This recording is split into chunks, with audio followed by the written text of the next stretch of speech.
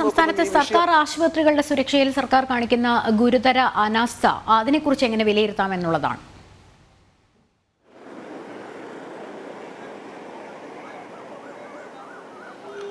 ലക്ഷ്മി, വന്ദനാദാസിന്റെ കൊലപാതകത്തിന് ശേഷമാണ് ഇത്തരത്തിലൊരു സുരക്ഷാ നടപടിയിലേക്ക് വേണമെന്ന്, അതായത് സംസ്ഥാനത്തെ സർക്കാർ ഓഫീസുകൾക്കിടയിൽ സുരക്ഷാ CCTV ക്യാമറകളടക്കം സ്ഥാപിച്ചുകൊണ്ട്, അതുപോലെ തന്നെ ഈ പോലീസ് എയ്ഡ് പോസ്റ്റുകൾ സ്ഥാപിച്ചുകൊണ്ട് ഒരു സുരക്ഷ ഒരുക്കണമെന്നൊരു ആവശ്യം ഉയർന്നു വന്നത്. അതുമായി ബന്ധപ്പെട്ട് നിയമ നടപടികളെല്ലാം തുടങ്ങി വെച്ചെങ്കിൽ പോലും അതിലിപ്പോൾ പൂർത്തിയാക്കാത്തൊരു സാഹചര്യമാണ് നിലവിലുണ്ടാകുന്നത്.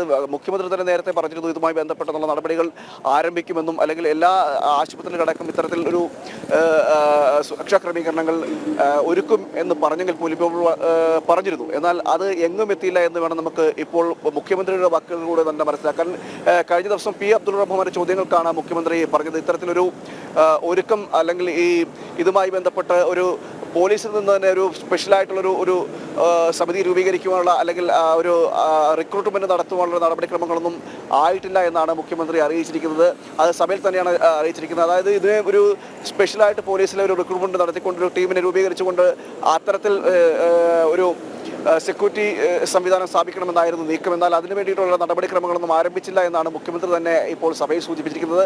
നേരത്തെ വലിയ വിവാദങ്ങൾ ഉണ്ടായിരുന്നു ഇതുമായി ബന്ധപ്പെട്ട്. ഈ ആശുപത്രിയിലെ ജീവനക്കാർ നേരിടുന്ന പ്രശ്നങ്ങൾ, അല്ലെങ്കിൽ ആക്രമണങ്ങൾ ഉണ്ടാകുന്ന സാഹചര്യം ഉണ്ടാകുന്നു. അതിന് അത്തരം സാഹചര്യത്തിൽ ആണ് ഇത്തരത്തിലൊരു സെക്യൂരിറ്റി എയ്ഡ് പോസ്റ്റുകളും അടക്കമുള്ള സുരക്ഷാ ക്രമീകരണങ്ങൾ അടക്കം സ്ഥാപിക്കണമെന്നൊരു ആവശ്യം ഉയർന്നു വന്നത്.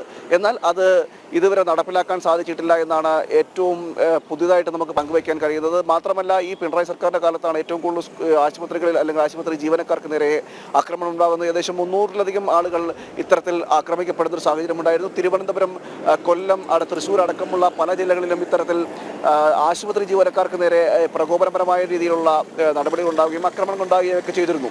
അതിനുശേഷമാണ് ഇത്തരത്തിലൊരു നിയമനിർമ്മാണം വേണമെന്നും, അല്ലെങ്കിൽ സുരക്ഷയ്ക്കായി പോലീസിനെ നിയോഗിക്കണമെന്നതടക്കമുള്ളൊരു തീരുമാനമുണ്ടായി വരുന്നത്. എന്നാൽ അതിനാണ് ഇപ്പോൾ അത്തരത്തിലൊരു നടപടിയിലേക്ക് കടക്കുവാൻ ഇതുവരെ സർക്കാരിന് സാധിച്ചിട്ടില്ല. അത് പാഴ്വാഗ്ദാനമായി മാറി എന്നതാണ് ഇപ്പോൾ ഏറ്റവും പുതുതായി എടുത്തു പറയേണ്ടത്. കഴിഞ്ഞ ദിവസം നിയമസഭയിലാണ് മുഖ്യമന്ത്രി ഇക്കാര്യം പറഞ്ഞത്. പ്രശാന്ത് ശങ്കരമംഗലത്താണ് വിവരങ്ങൾ നൽകിക്കൊണ്ടിരുന്നത്.